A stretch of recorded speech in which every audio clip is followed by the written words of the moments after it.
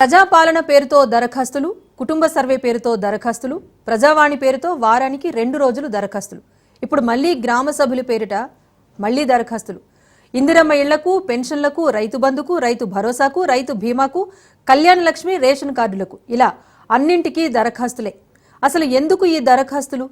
Xerox సెంటర్లను బతికించడానికా లేక పైరవీకారుల జేబులు నింపటానికా అంటూ నిలదీస్తున్నారు గ్రామస్తులు.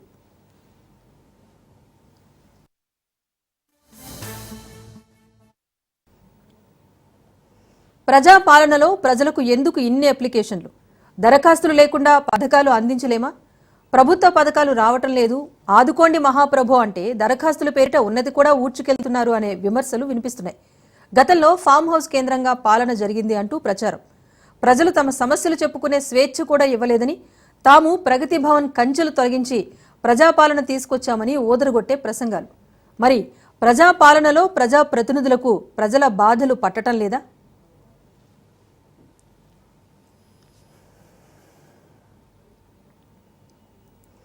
తమకు పలానా సమస్య ఉంది అని ఒక్కసారి దరఖాస్తు చేసుకుంటే సరిపోదా? ప్రతిసారి అప్లికేషన్లు పెట్టుకోవటం ఎందుకు? ప్రతిసారి దరఖాస్తు చేసుకోవటం వల్ల ప్రభుత్వం చెబుతున్నట్టుగా నిజమైన అర్హులను ఎలా గుర్తిస్తారు? ప్రజలకు తడిసి మోపిడవుతున్న దరఖాస్తుల ఖర్చు, అసలే పింఛన్లు రావటం లేదని వృద్ధులు, వికలాంగులు మండిపడుతూ ఉంటే దరఖాస్తులకు సైతం అప్పులు చేయాల్సిన పరిస్థితి వస్తుందంటున్నారు. పింఛన్లు రావటం దేవుడెరుగు, కానీ జేబుకు మాత్రం చిల్లు పడుతోంది.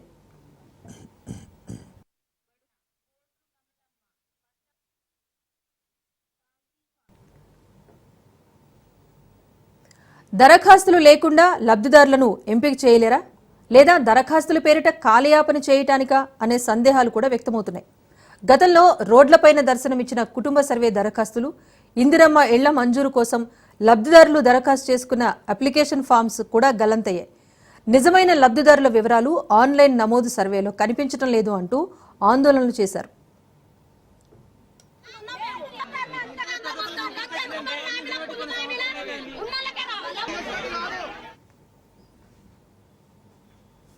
అయితే సూక్ష్మంలో మోక్షం అన్నట్టుగా ఇదే అదునుగా భావిస్తున్న మీ సేవ జిరాక్స్ సెంటర్లు కూడా ప్రజల అవసరాలను ఆసరాగా చేసుకుని దోచేసుకుంటున్నారు. మీ సేవా కేంద్రాల నిర్వాహకులు, జిరాక్స్ సెంటర్లు వివిధ పనుల కోసం వచ్చే ప్రజల దగ్గర రసీదు మీద ఉన్న ధర కంటే కూడా ఎక్కువ డబ్బులు వసూలు చేస్తున్నారు. ఇతర వినియోగదారుల పనులను పక్కన పెట్టి దళారుల పనులను ముందుగా చేస్తున్నారు. అంతేకాకుండా రాష్ట్ర, కేంద్ర పథకాలను ఆసరాగా చేసుకుని ప్రజల నుంచి డబ్బులు కాజేస్తున్నారు.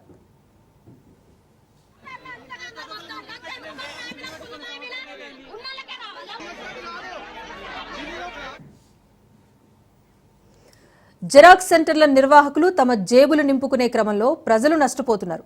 దరఖాస్తు విధానం ద్వారా ప్రజల సమస్యలు పరిష్కరించబడాలి అని ప్రభుత్వం ఆశిస్తున్నప్పటికీ ఇది ప్రజలపై ఆర్థిక భారం పెంచుతోంది.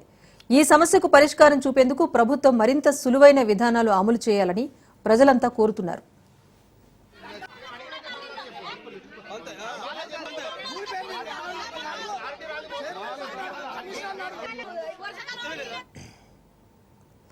ప్రజాపాలనలో ప్రజలకు మరింత న్యాయం అందే విధంగా పథకాలు, సేవలు తీసుకురావాలని, దరఖాస్తుల అవసరం లేకుండా లబ్ధిదారులను గుర్తించి వారికి సహాయం అందించాలనే అభిప్రాయాలు వినిపిస్తున్నాయి.